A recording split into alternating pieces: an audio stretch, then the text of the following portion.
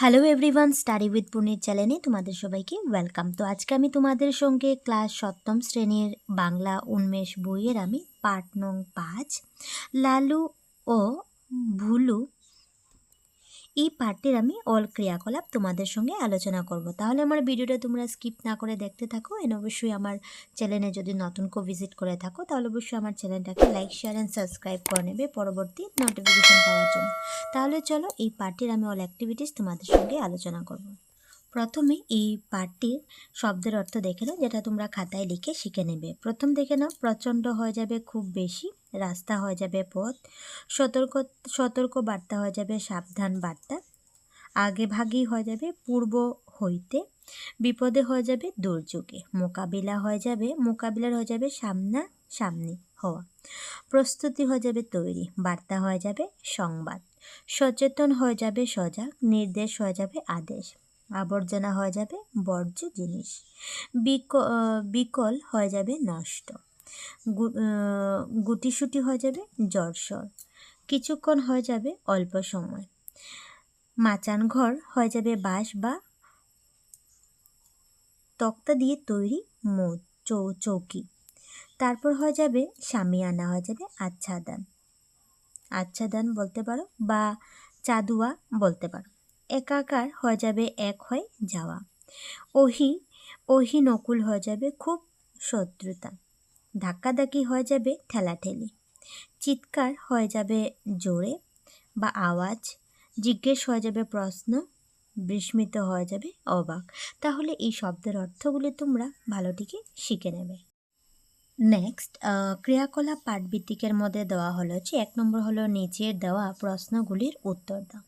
প্রথম কোশ্চেন হলো যে লালু এবং ভুলু কে ছিল? তাহলে আনসার হবে লালু এবং ভুলু দুটো কুকুর ছিল। সুচিত্রা কোন ক্লাসের ছাত্রী ছিল? আনসার বলবে সুচিত্রা 7ম ক্লাসের ছাত্রী ছিল। গ নম্বর কোশ্চেন হলো সরকার কেন সতর্কতামূলক বার্তা পাঠিয়েছিলেন? আনসার হবে সরকার আবহাওয়া দপ্তরের সতর্ক বার্তা পূর্বেই পেয়েছিল তাই।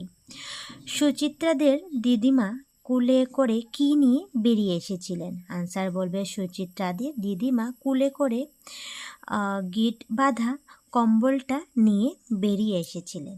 তারপর নেক্সট নম্বর কোশ্চেন হলো যে সুচিত্রা ও রূপককে কে গল্প শুনিয়েছিলেন? আনসার হবে সুচিত্রা ও রূপককে তাদের দিদিমা গল্প শুনিয়েছিলেন। মাচান কি? এটি কি কাজে ব্যবহার করা হয়? আনসার হবে মাচান হলো বাঁশ বা তক্তার তৈরি উঁচু করে বাঁধা ঘাট। দরকারি জিনিসপত্র নিরাপদে থাকার জন্য এটিকে ব্যবহার করা হয়। 6 নম্বর কোশ্চেন হলো গুয়াহাটিতে কৃত্রিম বন্যা সৃষ্টি হওয়ার মূল কারণ কী ছিল? আনসার হবে গুয়াহাটিতে কৃত্রিম বন্যা সৃষ্টি হওয়ার মূল কারণ হলো মানুষের দ্বারা শহরের যেখানে সেখানে আবর্জনা ফেলে নালা নর্দমা বন্ধ করে দেওয়া, পাহাড়ের মাটি নেমে এসে নালা বন্ধ করে দেওয়া। এখানে আকার লাগানো ছিল না, আমি আকার লাগিয়ে দিচ্ছি, ঠিক আছে, সেটা লিখে নেবে। নালা হয়েছে নালা বন্ধ করে দেওয়া। বর্গীজ নম্বর হলো যে গ্রামের মানুষেরা রাস্তার ধারে শামিয়ানা খাটিয়ে কেন থাকতে বাধ্য হয়েছিল? আনসার হবে গ্রামের পাশেই একবার হঠাৎ বন্যা এসে যাওয়ায় গ্রামের মানুষেরা রাস্তার ধারে শামিয়ানা খাটিয়ে থাকতে বাধ্য হয়েছিল। এভাবে আনসারটা তোমরা খাতায় লিখে নেবে। নেক্সট 2 নম্বর দেখে নাও যে ভেবে উত্তর দাও। প্রথম কোশ্চেন হলো সুচিত্রা এবং ওর ভাইকে দেখে মা বাবা এবং দিদিমার যেন স্বস্তি ফিরে এলো। এখানে স্বস্তি ফিরে এলো বাক্যাংশটি অর্থ কী? তাহলে আনসার হবে যে এখানে স্বস্তি ফিরে এলো বাক্যাংশটির অর্থ হলো মনে শান্তি পাওয়া গেল অথবা স্বাভাবিক অবস্থায় আসা গেল।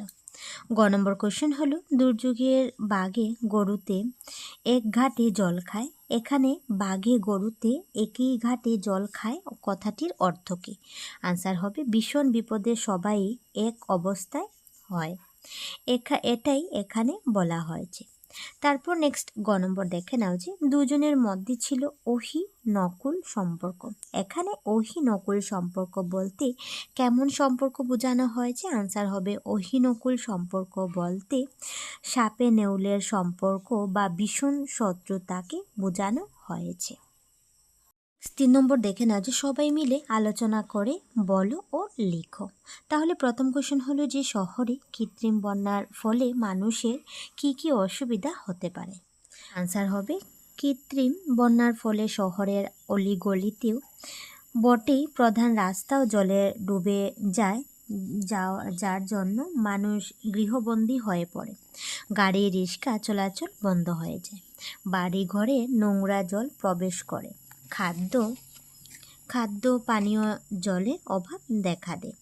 নেক্সট কোয়েশ্চেন খ নম্বর হলো প্রাকৃতিক বন্যার ফলে গ্রামাঞ্চলের কি কি ক্ষতি হয়? আনসার বলবে প্রাকৃতিক বন্যায় গ্রামাঞ্চলের চোখে পলকে ঘরদোর পশু পাখি গাছালি ভাসিয়ে নিয়ে যায়, চাষির জমি ক্ষেতের ফসল ইত্যাদি নষ্ট হয়, খাদ্য পানীয় জলের জন্য মানুষের মধ্যে হাহাকার পড়ে যায়। গ নম্বর কোশ্চেন হলো পাঠে উল্লেখিত দুটি কারণ ছাড়াও আর কি কি কারণে কৃত্রিম বন্যা হতে পারে? আনসার হবে মানুষের দ্বারা গাছপালা ধ্বংসের কারণে পাহাড়ের জল তাড়াতাড়ি নেমে এসে পড়লেও কৃত্রিম বন্যা হতে পারে। অগভীর খাল বা নালা আবর্জনায় ভরে যায়, এগুলো খনন না করলে বা আবর্জনা ফেলার ফলে কৃত্রিম বন্যা হতে পারে। গ নম্বর কোশ্চেন হলো পাঠটির একটি শিরোনাম দাও এবং কেন এই নাম দিলে তা ব্যাখ্যা করো। আনসার হবে পাঠটির একটি শিরোনাম দেওয়া হলো বন্যায় প্রাণীর অবস্থা। পাঠটিতে আমরা কৃত্রিম ও প্রাকৃতিক এই দুই ধরনের বন্যার মানুষ এবং প্রাণীরা কিভাবে কষ্টের মধ্যে পড়ে তাই বিশেষভাবে জানতে পারে, এই জন্য এর শিরোনাম দেওয়া হলো। নেক্সট 4 নম্বর কোশ্চেন দেখে নাও যে বাক্যগুলো নতুনভাবে সাজিয়ে শুদ্ধ করে লেখো। ঠিক আছে না? তাহলে বাক্য একটা দিয়ে দিল যে তোমাদেরকে নৌকায় দল উদ্ধারকারী নিয়ে আসে রবারের ভুলুকে উদ্ধার করে। তাহলে তুমি এইভাবে সাজিয়ে লিখবে যে উদ্ধারকারী দল রাবারের নৌকায় ভুলুকে উদ্ধার করে নিয়ে আসে। খ নম্বর হলো এক ভাগে গরুটি জল ঘাটে দুর্যোগে খায়।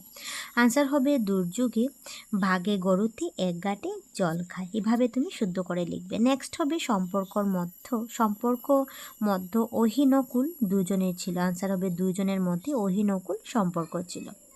ঘ নম্বর কোশ্চেন হলো যে ঘরে দিদিমা বলেছিলেন গল্পটি মজা। আনসার হবে দিদিমা মজা করে গল্পটি বলেছিলেন। নম্বর হবে শুনে তার উঠল কথা বসাই হেসে। আনসার হবে তার কথা শুনে সবাই হেসে উঠল। তাহলে তুমি এভাবে সাজিয়ে লিখে নেবে। নেক্সট দেখে নাও ভাষা অধ্যয়নের মধ্যে 5 নম্বরের ক হলো এসো নিচের বাক্যগুলি পড়ি। সুচিত্রা এবং ওর ভাইকে দেখে মা বাবা যেন স্বস্তি ফিরে এলো। কেউ কি তাদের উদ্ধার করবে? দিদিমা একটা গল্প বলো না, তোমাদের মঙ্গল হোক। বাহ, কি মজা গল্প। এই বাক্যগুলো কিভাবে প্রকাশ করেছে এসো দেখতে পাচ্ছ বাক্যগুলি সিমিলারলি দেওয়া আছে এখানে এবং কিভাবে প্রকাশ করে দেখেছো।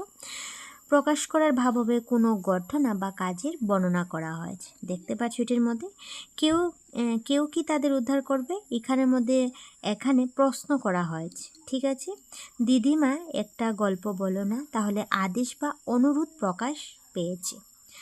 তোমাদের মঙ্গল হোক, আশীর্বাদ বা শুভকামনা প্রকাশ পেয়েছে। বাহ, কি মজা গল্প। আনন্দ বা বিস্ময় প্রকাশ পেয়েছে। ঠিক আছে, ভালোটিকে লক্ষ্য করবে এগুলি গ্রামার প্রশ্নে পড়ে। খ নম্বর দেখে না ভাবের উপর নির্ভর করে বাক্যগুলোকে কয়েকটি ভাগে ভাগ করা যায় এসো দেখি। যেসব বাক্য দেখা শোনো কোনো ঘটনা অভিজ্ঞতা বা কাজের বর্ণনা থাকে সেগুলোকে বর্ণনামূলক বা নির্দেশমূলক বাক্য বলা হয়। ঠিক আছে, এখানে কোশ্চেন এসে গেল বর্ণনামূলক বা নির্দেশমূলক বাক্য কাকে বলে। এটি দুই ধরনের, একটা হলো হয়ে যাবে অস্তার্থক এবং নর্থক। এই বাক্যগুলোর শেষে দাড়ি ব্যবহার হয়।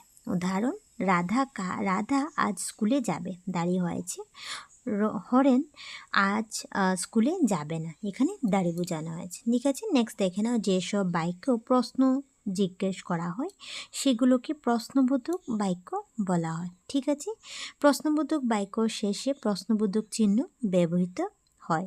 প্রশ্নবোধক বাক্য সাধারণত কি, কেন, কে, কেন, কবে, কেমন, কিভাবে, কোথায়, কাকে ইত্যাদি শব্দ থাকে। উদাহরণ, তোমার নাম কি, আজ তোমাদের স্কুল কি খোলা আছে। তাহলে এটা খুব ভালো দিকে তোমরা পড়ে নেবে। ঠিক আছে, এখান থেকে 2টা শর্ট কোয়েশ্চেন গ্রামারের পোর্শনে পড়ে যাবে। ঠিক আছে, এটা তোমরা খাতায় লিখে নেবে। তারপর নেক্সট হয়ে যাবে অনুজ্ঞাবোধক বাক্য কাকে বলে। তাহলে যেখানে আজ্ঞা, আদেশ, উপদেশ, অনুরোধ, নিষেধ ইত্যাদি ভাব প্রকাশ করা বাক্যকে অনুজ্ঞাবোধক বাক্য বলে। অনুজ্ঞাবোধক বাক্যের শেষে দাঁড়ি বসে। যেমন, শিক্ষকের কথা অবমাননা করো না, দরজাটি খুলে দাও। ঠিক আছে, নেক্সট হয়ে যাবে ভাববোধক বাক্য কাকে বলে। আনসার হবে অন্তরের হর্ষ, বিষাদ, ক্রোধ, ঘৃণা ইত্যাদি বিভিন্ন অনুভূতি প্রকাশ করার বাক্যকে ভাববোধক বাক্য বলে। ভাববোধক বাক্য সাধারণত ভাববোধক চিহ্ন ব্যবহৃত হয়। যেমন, বাহ কি সুন্দর দৃশ্য, ছি কি নোংরা ছেলে। তো এভাবে ভাববোধক চিহ্ন ব্যবহৃত হবে। ঠিক আছে, এবং ভাববোধক কাকে বলে এখান থেকে তুমি লিখে নেবে, এবং অনুজ্ঞাবোধক বাক্য কাকে বলে উপরে আছে। ঠিক আছে, সেটা তোমরা ভালো দিকে পড়ে নেবে। নেক্সট দেখে নাও, 6 নম্বর দেওয়া হলো যে নিচে বাক্যগুলো পড়ে পাশের খালি ঘরে বাক্যের ধরন লিখো। প্রথম দেখে নাও, দিয়ে দিচ্ছে যে তোমার যাত্রা শুভ হোক। তাহলে কি হবে এখানে? তাহলে আনসার হয়ে যাবে ভাববোধক বাক্য হয়ে যাবে। তুমি কবে আসবে? তাহলে এটা প্রশ্নবোধক বাক্য হবে। সকালে পূর্ব দিকে সূর্য উঠে, তাহলে এটা অস্তার্থক বাক্য হবে। সবাই সুখে শান্তিতে থাকো, তাহলে এটা অস্তার্থক বাক্য হবে। নেক্সট হয়ে যাবে সকালে তাড়াতাড়ি উঠবে। ঠিক আছে, অনুজ্ঞাবাচক শব্দ বাক্য হবে। নেক্সট হয়ে যাবে তুমি অঙ্কগুলো করেছো কি? তাহলে এটা প্রশ্নবোধক বাক্য। বইটি মন দিয়ে পড়ো, তাহলে অস্তার্থক বাক্য। উফ খুব কষ্ট পেলাম, তাহলে এটা ভাববোধক বাক্য হয়ে যাবে। নেক্সট হয়ে যাবে পড়ার সময় আমরা খেলাধুলা করি না, তাহলে এটা নাবোধক বাক্য হয়ে যাবে। খুব আনন্দ পেলাম, তাহলে এটা ভাববোধক বাক্য হয়ে যাবে। ঠিক আছে, ভেবে তোমরা এটা খাতায় লিখে নেবে। তারপর নেক্সট 7 নম্বর দেখে নাও, নির্দেশ অনুযায়ী নিচের বাক্যগুলো দিয়ে এক একটি করে বাক্য রচনা করো। তাহলে দেখতে পাচ্ছ প্রথম দেওয়া হলো যে আমি দিয়ে বর্ণনামূলক বাক্য বানাবে, কোনো প্রশ্নবোধক বাক্য বানাবে, প্রত্যহ দিয়ে তুমি অনুজ্ঞাসূচক বাক্য বানাবে, ঈশ্বর ইচ্ছাসূচক বাক্য হবে, এবং উফ দিয়ে ভাববোধক বাক্য হবে। বাক্য রচনা তুমি লিখবে এভাবে। তাহলে দেখে নাও, আমি দিয়ে দিচ্ছি। আমি বর্ণনামূলক বাক্য লিখবে, আমি আপনাকে চিনি। কোনো দিয়ে হবে কোনো মানুষ না ভুল করে, কোনো মানুষ না ভুল করে। প্রত্যয় দিয়ে করবে সে প্রত্যহ সকালে প্রার্থনা করে। ঈশ্বর দিয়ে বলবে ঈশ্বর তোমার মঙ্গল করুন। নেক্সট হয়ে যাবে উফ দিয়ে হয়ে যাবে ভাববোধক বাক্য হয়ে যাবে, উফ কি গরম পড়ছে। তো এইভাবে তোমরা এটা লিখে নেবে। 8 নম্বর দেখে নেবে, এসো বাক্যের লেখা খেলি। বাক্যের লেখা খেলি। পাশের বলগুলোর প্রতি সংখ্যার বিপরীতে একটি করে শব্দ নিচে উল্টোভাবে দেওয়া আছে। উল্টো থাকা শব্দগুলো না দেখে যে কোনো 5টি বলের সংখ্যা বেছে না। তারপর তোমার আগের পাওয়া সংখ্যাগুলোর সঙ্গে বাক্যে থাকা উল্টো শব্দগুলো ব্যবহার করে এক একটি করে প্রশ্নবোধক বাক্য, অনুজ্ঞাসূচক বাক্য, ইচ্ছাসূচক বাক্য, ভাববোধক বাক্য তৈরি করো। যে শিক্ষার্থী সব ধরনের বাক্য সঠিকভাবে বলতে পারবে সে বিজয়ী হবে। একটি শব্দ দিয়ে এক ধরনের বাক্য তৈরি করতে হবে। উল্টো করে, তাহলে দেখতে পাচ্ছি এখানে উল্টো করে শব্দ দিয়ে দিচ্ছে। তাহলে তুমি এক একটি করে বাক্য লিখবে। 1 থেকে 21 পর্যন্ত শব্দ দেওয়া আছে, তুমি এখানে বাক্য বানাবে। তাহলে দেখতে পাচ্ছ 1 নম্বরে পিতা দেওয়া আছে, তুমি বাক্য বানাবে যে রামের পিতা ছিলেন দশরথ। নেক্সট হয়ে যাবে চি দিয়ে হয়ে যাবে এবারও পরীক্ষায় কম নম্বর পেলে। ঠিক আছে, কোশ্চেন মার্ক। বাহ, তোমার সাহস দেখে খুব খুশি হলাম। দিদা দিয়ে তুমি বাক্য রচনা করবে সুজাতার দিদা আমের আচার বানিয়েছিলেন। দিদিমা দিয়ে হবে রীতার দিদিমা কাছে গল্প শুনতে বসেছি। বৃষ্টি দিয়ে হবে বৃষ্টির রিমঝিম আওয়াজে ভালো ঘুম হয়। মঙ্গল দিয়ে বাক্য রচনা করবে মঙ্গল একটি গ্রহের নাম। কি হবে তুমি কি যেন বললে শুনতে পেলাম না। কোথায় দিয়ে হবে তোমার গ্রামটি কোথায়। কবে দিয়ে বাক্য রচনা করবে যে তোমার পূজার ছুটি শেষ হচ্ছে কবে। কেন দিয়ে হবে স্কুলে রোজ দেরি করে আসো কেন। দাও দিয়ে হবে আমাকে এক গ্লাস জল দাও। আহ দিয়ে বলবে আহ ছাড় তো ওকে আর মেরো না। নেক্সট হয়ে যাবে যেন রুমির মা আমাকে এত স্নেহ করেন যেন তিনি আমার মা। স্কুল দিয়ে হবে স্কুলে আমরা অনেক বন্ধু আছে আমার। কিভাবে হবে কিভাবে দিয়ে বাক্য রচনা করবে ঘটনাটা কিভাবে ঘটলো। বন্যা দিয়ে হবে বন্যার জলে পথঘাট ডুবে গেছে। 18 নম্বর হবে কড়া দিয়ে বলবে রায় সারাদিন রান্নাঘরে কাজ করতে আনন্দ পায়। নেক্সট হয়ে যাবে কে দিয়ে বলবে স্কুলটির প্রতিষ্ঠাতা কে। উফ দিয়ে বলবে উফ কি গরম পড়ছে। 21 নম্বর হবে লাস্ট যে ভগবান সবার মঙ্গল করুন। দেখতে পাচ্ছ ভগবান সবার মঙ্গল করুন, এটা তোমরা লিখে নেবে। তারপর নেক্সট 9 নম্বর দেখে নাও যে পাঠে থাকা জোড়া শব্দ দিয়ে শূন্যস্থান পূর্ণ করো। তাহলে প্রথম কোশ্চেন হলো ক যে সুচিত্রাদি ড্যাশ সেদিন 2:30 পরিবর্তে বিকাল 4টায় পৌঁছল। তাহলে তুমি আনসারটি এখানে স্কুল ব্যান্ডটি হয়ে যাবে। ঠিক আছে, নেক্সট হয়ে যাবে সে দিদিমার কাছে ড্যাশ মেরে বসলো। তাহলে তুমি আনসার লিখবে গুটিসুটি মেরে বসলো। নেক্সট গ নম্বর হয়ে যাবে হঠাৎ আসা জলের স্রোতের চোখের পলকে ড্যাশ গ্রাম ডুবে গিয়েছিল। তাহলে এখানে আনসার হবে 6-7টি। ঠিক আছে, এটা তোমরা লিখে নেবে। তারপর নেক্সট ঘ নম্বর হবে যে গল্পে মজা পেয়ে সেও ড্যাশ এসে দিদিমার পাশে বসলো। তাহলে এখানে আনসার হবে ধীরে ধীরে হয়ে যাবে। তাহলে বলবে গল্পের মজা পেয়ে সেও ধীরে ধীরে এসে দিদিমার পাশে বসলো। নেক্সট নম্বর দেখে নাও পাহাড় কেটে বাড়ি তৈরির ফলেও ওপারের মাটি বৃষ্টির সঙ্গে নেমে আসে, সেই মাটিও নালা নর্দমা আটকে দেয়। এখানে তুমি নালা নর্দমা লিখে নেবে। ঠিক আছে, নেক্সট 11 নম্বর দেখে নাও যে নিচে প্রশ্নগুলোর উত্তর দাও। প্রথম কোশ্চেন হলো যে দুর্যোগ ব্যবস্থাপনা বলতে কী বোঝায়। তাহলে তুমি আনসারটি লিখবে যে দুর্যোগের সময়ে ক্ষয়ক্ষতির প্রভাব কমানোর জন্য যে সমস্ত ব্যবস্থা গ্রহণ করা হয় তাকে বলা হয় দুর্যোগ ব্যবস্থাপনা।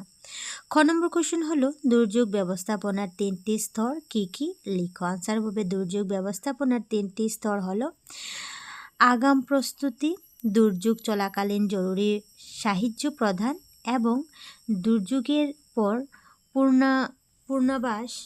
পুনর্বাসন ও সংস্থাপনের পরিকল্পিত ব্যবস্থা করা।